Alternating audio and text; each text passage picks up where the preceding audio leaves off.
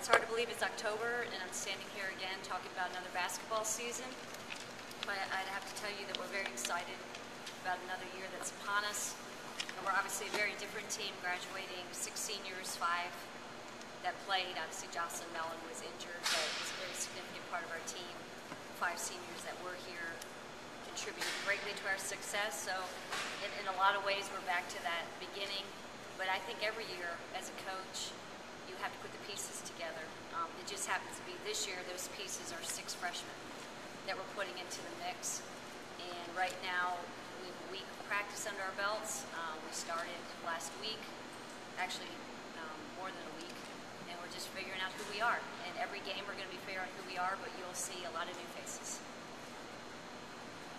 Questions for Coach Terri Mitchell? Coach Serena and Catherine are kind of your most experienced players. What do you expect out of them in sort of like a more of a leadership role than maybe they had last year? Absolutely. They both, as you mentioned, both Serena and KP have the most experience coming back. They're most comfortable out there on the court.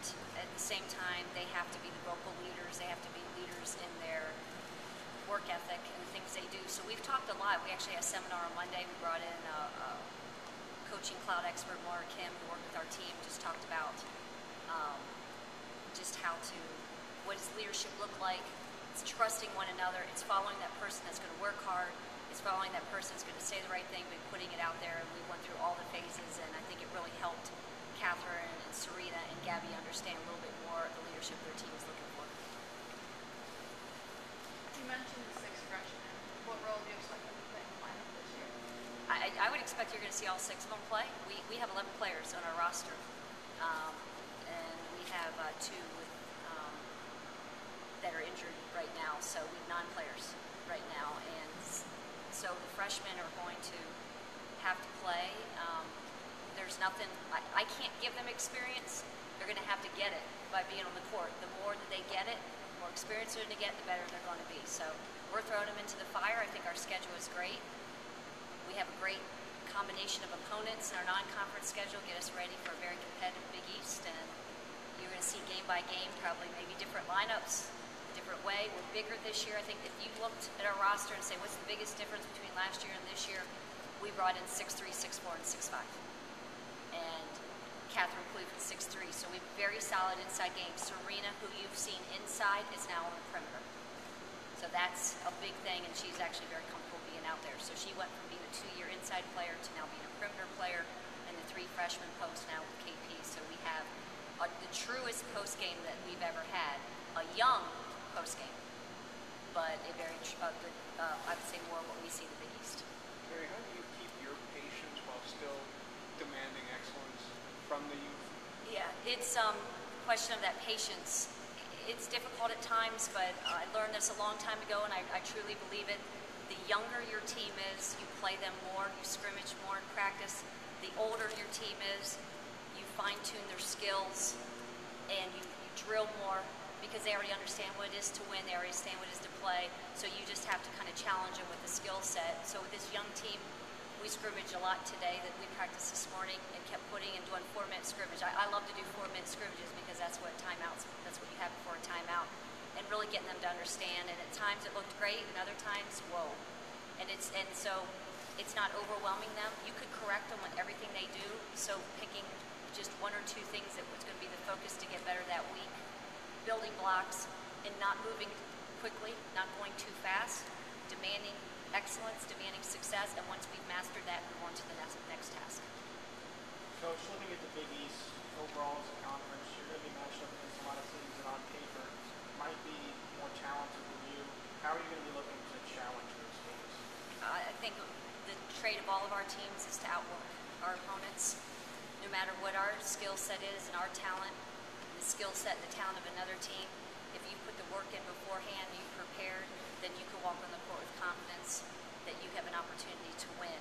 You can't walk onto the court with any of that confidence unless you're going to put in the work beforehand, and so that's what we're trying to instill in our players right now, that we need to outwork our opponents, we have to rebound the basketball, we have to be great defenders, and we have to be great passers, because we know the strength initially is going to come inside. With our size, we need to pound the ball inside. That being said, would you say that the team has an underdog mentality this year? I hope. every team that plays for me has an underdog mentality. I don't think I've ever been a coach that ever walks onto the court any season and feels like, man, we have a great advantage. I have always been a fighter all my life. I recruit players that have that same mentality, that we have to be fighters, that we're underdogs, and I think we do much well. I love to be the chaser. I love to go after people. We know the tradition we have here at Marquette. We know that we've won. We're coming off a great season, but every season's new and every season defines itself, and it starts on November 12th with that very first game. From sort of an outside perspective, how have you noticed the team communication change with the new freshmen Team communication, amongst the players? just and what, can you give me an example? What do you mean? Have there been any issues, or have you seen any conflicts for position-wise? No. Question of the new players coming in. Everyone's competing every day. We're all on the same page. We all want to succeed. I think everyone obviously wants to play and do their part. But at the same time, we're of like mind that it's going to take extra. They get in here, they do extra, they work out, they shoot more, they condition more. They understand they have big shoes to fill. And that last year, that group that graduated, we graduated a huge chunk of our offense, our rebounding. And so you don't just walk into that, you have to earn it. So there's a big sense of big shoes that they have to fill, the returners plus the freshmen, of not taking a step backward. They take that very serious. We don't want to take the programs backwards. We have to continue forward, and that's a big task. Last year, not a lot of people would have expected that team to reach the Sweet 16, but from the outset, you guys were has that outlook changed this year, or has it changed? I think we understand that there's a lot of new people, and we always want to be a program that's in the NCAA tournament, so we never talk anything but that. When you wear a Marquette uniform, this is what it's about. But we also understand that those that graduated had a lot of experience, and they understood what it took to get there. Even though that group hadn't played, they had a lot of minutes under their belt. So what we're trying to do is we say to them, okay, Notre Dame played in the national championship game. Look at their statistics. This is where we were. This is the percentages we have to make up. So we keep it very concrete for them. We look at shooting percentages. We look at rebounding. We look at what are the top teams in the Big East do. Then for us, in order to be one of the top teams in the nation, if you're one of the top teams in the Big East, you're one of the top teams in the nation. That's just how that works. So where were we? Where are our opponents? And let's keep it very statistical and give them goals. And then game by game, we'll be able to develop that. So we don't want to jump ahead to March. We want to talk about November 12th. What can we accomplish then in our very first home game at 7 o'clock? And let's see what we can do there to build upon Wisconsin, to build upon Georgia Tech, and go from there. Can you talk about your backcourt? Sure. It's brand new. It's brand new. It's new, and that brings a whole different flavor. Everyone's been used to Angel Robinson for 4 straight years. The great things that she did. Gabby Minix is doing fantastic. What people don't understand is Angel, she trained Gabby every day. And although we didn't see Gabby out there a lot, it's because Angel was that good. So now it's Gabby's opportunity to be on the court, and she's leading the team. Gabby's a fantastic passer.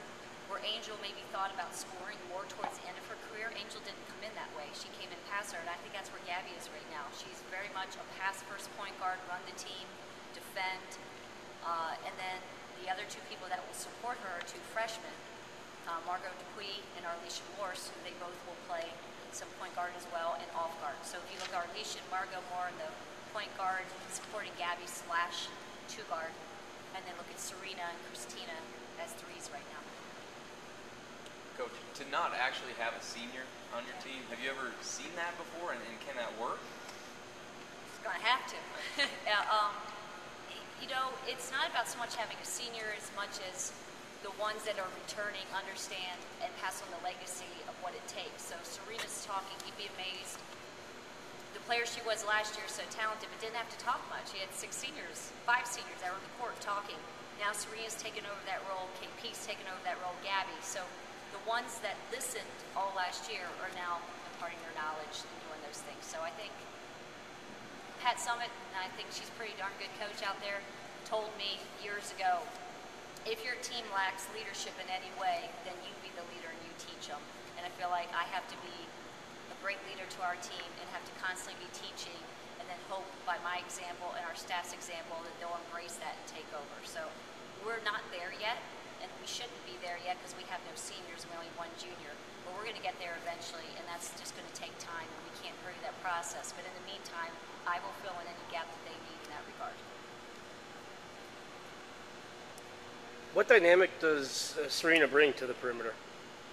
She brings Serena on the three. She's a lot happier. But that explosive guard, she's a quick one step, getting to the hoop, and the pull-up jumper, which I think to have that elevation in her jumper, where we saw that in the inside in the paint as a post player, she elevated, shoot over people. She's now doing that on the perimeter, and she's getting out in the break, and we're giving her layups like you can expect that she'll probably lead the break and get a few of those breakaway layups a game. So, her role has changed. It's no longer about when can I score. It's, hey, how many times can we put her in a situation, position of success? So she's enjoying it, and it's kind of what she was made to be, but she sacrificed the last 2 years and played in a position that we need her to.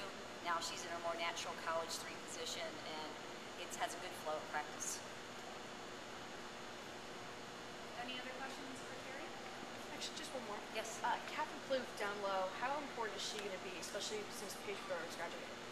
Catherine is just doing a fantastic job. I think the summer that she had with the Canadian national team really just added another element to her game of confidence. She is probably the most highly conditioned player on our team right now. Gets up and down the court, and then she has a year of coaching. This is a player that never played post in her life, so everything that she learned, she was actually a guard. So everything she learned was from Ashley Early, from on my staff, what it is to be a post. Now she comes in confident, leading each drill, talking to the team. She really has become the voice of the team right now, and she has the respect of everyone because of her experience this summer and what she's doing on the court. But I think she's very comfortable. Last year everything was new. This year she understands that she's in a different role. It's not new, and you can just see the confidence that she has every day.